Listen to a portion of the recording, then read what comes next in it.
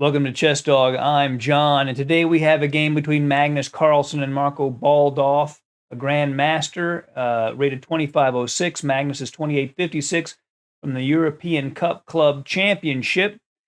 And I'm not going to pretend that I understand every single element of this game. Magnus is playing on a level that is really amazing. In this game, inch by inch, step by step, he improves his position until his opponent's position cracks. A real amazing lesson in positional chess. Let's jump right in. Magnus has white.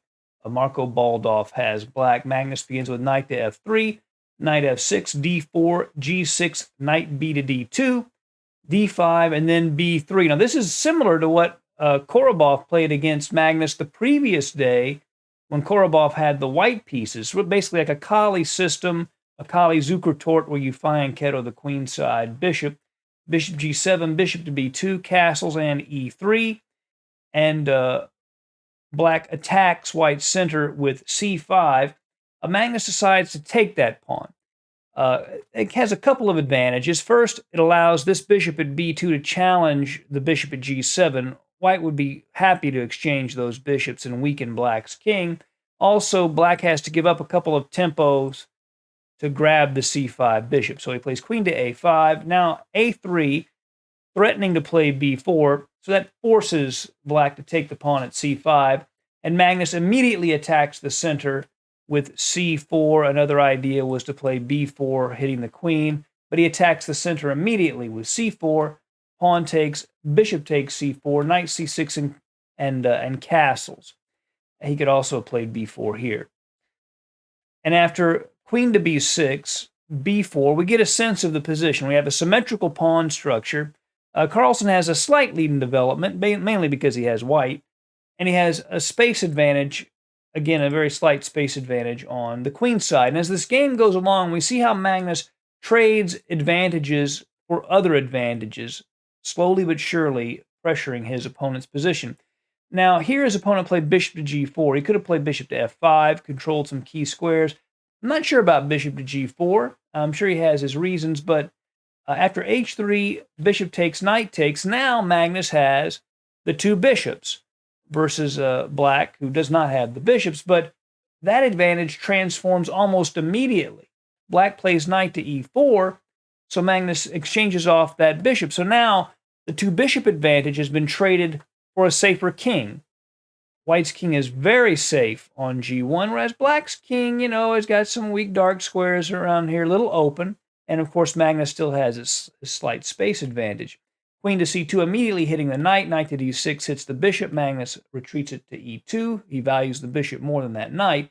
Rook a to c1, threatening discoveries against the queen. So queen to b2 check, gaining a tempo, and the king moves back to g8. Rook a to c1, rook f to d8. And now Magnus begins to put pressure on black's king side, h4. He'd love to play that pawn all the way to h6 and have constant annoying mating threats on the g7 square. a5, black attacks Magnus's b4 pawn, so pawn is advanced, gaining a tempo against the knight, which moves to b8. And here Magnus could just continue with pushing the h-pawn, but he decides to put the knight on e5 in the center of the board instead. Rook takes, knight to d7. So black wants to challenge that well-placed knight, but h5 is played. And again, he wants to play h6 and create mating threats on the g7 square. So what black does, he goes ahead and he plays pawn takes pawn. And after bishop h5, which threatens, by the way, the f7 pawn. I mean, it's defended by the knight at d6 at the moment, but creates some pressure there. If you look at the position, now black has three pawn islands, the A, B, E, F, and the H pawn. So again, the advantage is slowly accumulating for white. Knight to f6 hits the bishop at h5, which does have to retreat to e2. Rook to c8. Black wants to trade pieces. He figures if he trades pieces with a less safe king, he may be able to escape. Rook takes c8, knight takes c8. Now knight to c4. The knight hits the queen and the a5 pawn. The queen moves, and now queen to d2. Magnus, the threats are beginning. He's attacking the a5 pawn twice, really forcing Marco Baldauf's next move, b6, defending the a5 pawn. But now the b6 pawn becomes a target. Queen to d4. The knight at c4, the queen at d4 pressurize this pawn and kind of freeze this queen and knight in place. They can't really move because they're attached to that b6 pawn. King to g7, and I'm really not exactly sure the idea behind this move, but I think the idea of playing king to g7 is really there aren't any other good moves to make. You know, he's just so tied down that there isn't really anything to do.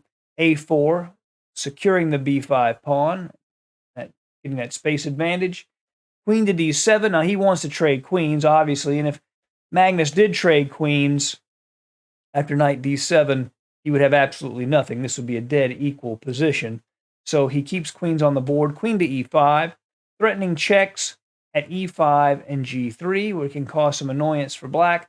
So black plays h6. He wants to keep that queen out of g5. There were some that suggested that queen to e6 was a good move, but after queen g5, Magnus is still doing fairly well. e4. So his basic strategy at this point, he wants to check on g3 and play e5 to kick that knight away and put pressure on black's king side. So here black plays queen to d8. Probably not the best move.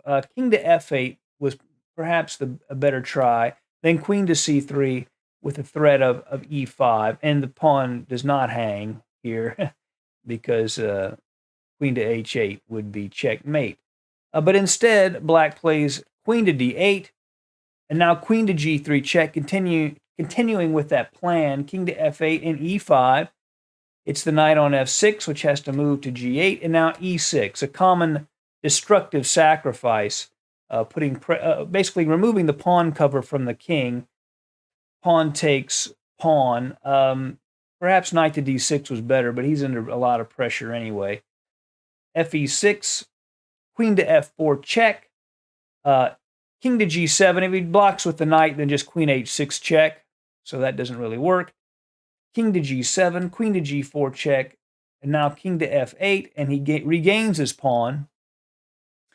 And the king is even less safe than before. And now there are four pawn islands for black versus 2 for white. Now knight to f6 was played. Now here is a brilliant tactical shot for Magnus Carlsen. He plays a move that looks impossible at first. He plays bishop to h5. Now, it's threatening queen to f7 mate, to be sure, but isn't the bishop just hanging to the knight? Well, he takes it. Now, it looks like he can play queen to h6 check, which is what he played, but then black can play knight to g7, saving the piece. But then that's when he strikes, queen to h8 check. When the king moves, queen takes queen. That's why that does not move. The knight g7 move is not playable. So instead, he's forced to play king to g8 and queen takes knight. And now he's won a pawn in addition to having the positional advantages. And this king is really lonely now. And you'll see how this queen controls the d1 square, so black doesn't have any checks that will create problems against white's king. Everything is sort of accounted for with Magnus. Knight to d6, queen to d5 check, king to f8, and queen to d4 with the dual threat of queen to h8 check, and when the king moves, he would win the queen, as well as attacking the b6 pawn twice. And that's crushing. And in this position, Marco Baldauf resigned. If king to f7, he just takes on b6, and that would be the game step by step. Magnus Carlsen expanded his advantages, very much like Bobby Fischer used to do. I hope you enjoyed this game, and if you'd like to see another great game from Magnus Carlsen that I'm quite confident you're going to enjoy, be sure to check out this video right here. See you again soon at Chess Dog.